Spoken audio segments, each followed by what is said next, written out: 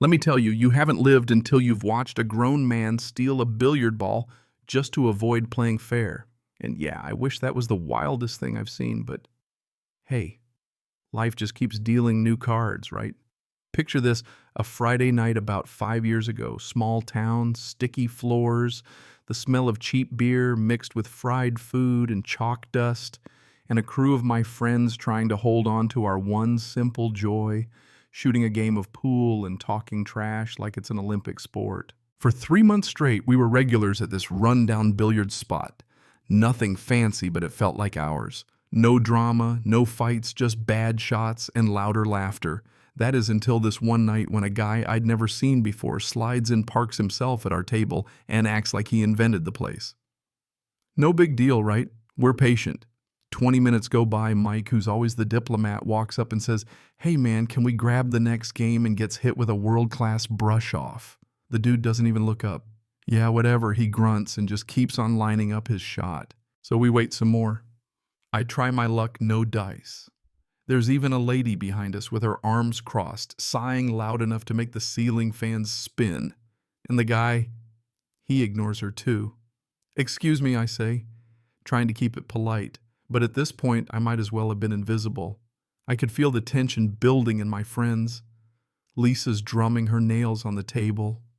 Dave's muttering, "Is this guy for real?" And I gotta admit, I was half amused, half ready to launch a cue ball at his head.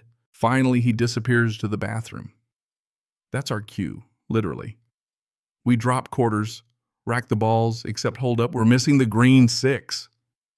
Did this clown actually take the ball to the bathroom? Lisa's face is priceless, mouth open, eyes wide. Did he just... He totally did. I say, because, yeah, who else but this guy? We tell the manager, who shrugs like this is just another Tuesday, hands us a spare ball and says, "Closing soon anyway, folks. Try not to kill each other."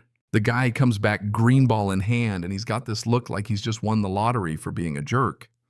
And then, as if on cue, he tosses the ball back onto the table, smacks into our game, grabs his beer and struts out to the patio to smoke. It's almost impressive, the level of petty this man has reached. That's when Chris, who's usually the calm one, leans in and says, "We should follow this guy home, call the highway patrol, and let karma take the wheel." So yeah, we did.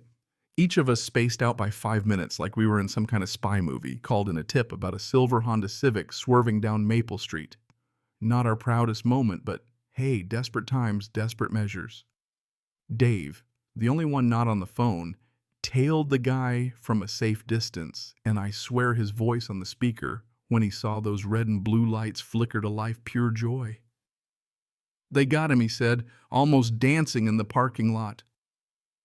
And you know what? Next week, there's his mugshot in the police blotter driving on a suspended license. Lisa toasted to justice. Chris grinned. And I just sat back thinking, don't mess with people who just want to play a little pool. You'd think after a night like that, the universe would hand me some peace and quiet, but nah. Turns out the real circus was waiting for me back home. I've owned my little ranch for 15 years. It's not Yellowstone, but it's 20 acres of breathing room, horses, chickens, hay bales, stacked like something out of a country song. And for a long time, not a single neighborly complaint. Until the city boy showed up. The old neighbor sold his place and enrolls this guy with pressed jeans and that look like everything smells just a little off. First week, he's on my porch complaining about my rooster. "Can't you keep it inside?" he asks, like I'm supposed to teach a bird to use a litter box. Then it's the manure, the dust, my dog barking, everyday ranch life, suddenly a crime against humanity. And the best part, he acts like we're living in some kind of HOA-controlled suburb instead of, actual farmland. But whatever, I let it slide. Until he starts dumping his yard waste along our fence, just a couple piles at first, then whole branches, then bags of garbage, old furniture, even busted appliances. It gets so bad one morning I find half a house worth of renovation debris dumped right up against my fence, broken drywall, paint cans, the works.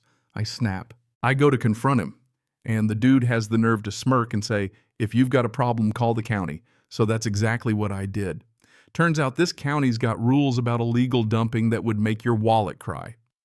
The code enforcement guy comes out, and I'm ready, photos, timestamps, security footage, the works.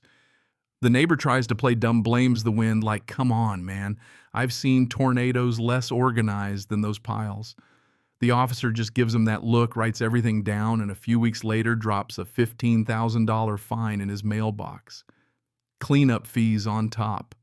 The guy flips out, screams, threatens to sue files, complaints about my ranch, and each time the county finds nothing wrong. Eventually he packs up and moves back to the city, probably to complain about pigeons on the sidewalk or something. Peace returned, my rooster crowed at sunrise, and I learned the best way to deal with an entitled jerk is sometimes to just do what they dared you to do in the first place. Malicious compliance, baby, served up with a side of poetic justice. Now let me tell you about dumpster diving as an artist. I'm not ashamed. Reclaimed materials are my thing, and honestly, half the time I leave these spots cleaner than I found them.